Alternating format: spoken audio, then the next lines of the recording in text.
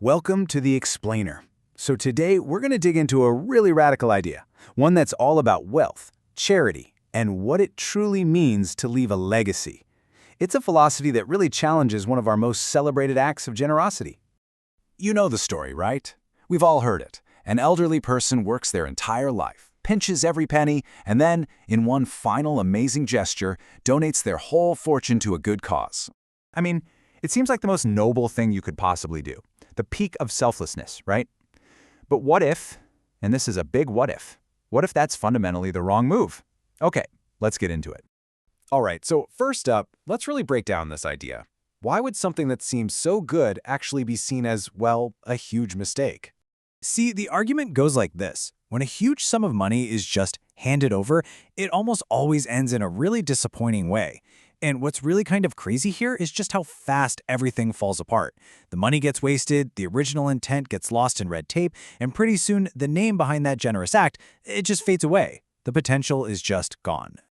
So you gotta understand, from this point of view, wealth isn't just cash. Think of it more like a massive concentration of society's energy. And you've been entrusted to manage it. Simply giving it away without a solid, lasting structure is basically like abandoning your post. And the fallout from this mistake isn't just about wasted money. According to the source material, it gets way deeper, almost spiritual. And this really lays out the whole chain reaction, doesn't it? A wonderful intention, giving away a fortune, somehow ends up creating confusion and waste. The source even argues it creates a negative ripple effect, a mess. And at the end of it all, that lifetime of hard work is completely forgotten. Okay, and here's where it gets really intense. The source makes this absolutely stark claim. We're talking about karmic consequences.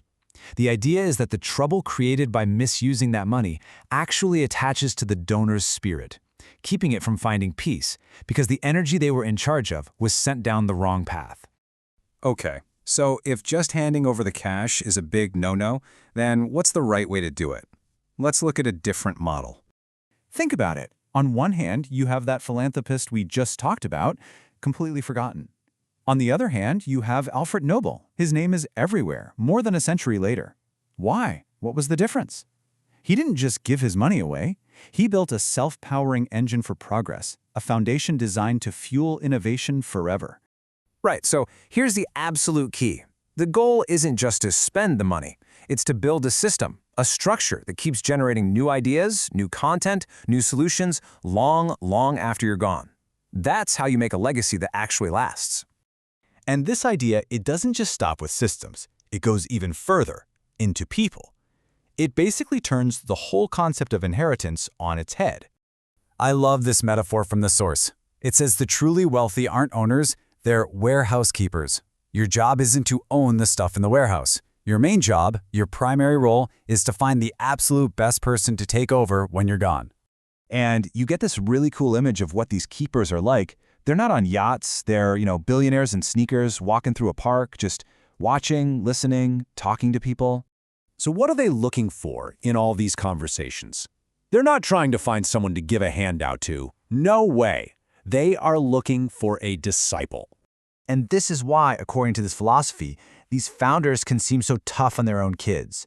It's not about bloodline. It's about finding the most qualified person, the one person who truly gets the mission. The wealth? That's just a tool that follows the real inheritance, which is the philosophy, the Dharma. And hey, this isn't just some abstract idea. The source points to a real-world example, Samsung's founder. The story goes, he didn't just pass the company to his son like an inheritance. He chose him because he was the best prepared student to carry on the core mission. So, all of this, it brings us to the final big takeaway. It's a complete rethink of what it actually means to give back. See, in this view, the highest form of social return isn't just donating your tools. It's using your tools, your money, your influence, all of it, to build something incredible yourself. And if you can't, then your duty is to find that disciple or build that system who will. Now, this might sound a little harsh, but according to the source, just giving money to, say, feed the hungry, while that's obviously important, it's considered a low-level use of this incredibly powerful energy. It's that old saying, right? Give a man a fish versus teaching him how to fish.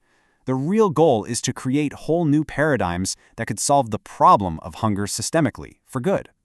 So at the end of the day, this whole philosophy is really pushing us to think beyond just dollars and cents. It's asking us to look at any power, any influence we have as a type of energy that we're responsible for. And it leaves us all with a pretty challenging question to chew on. Are we just spending the energy we've been given, or are we actually investing it to build something that will outlast us?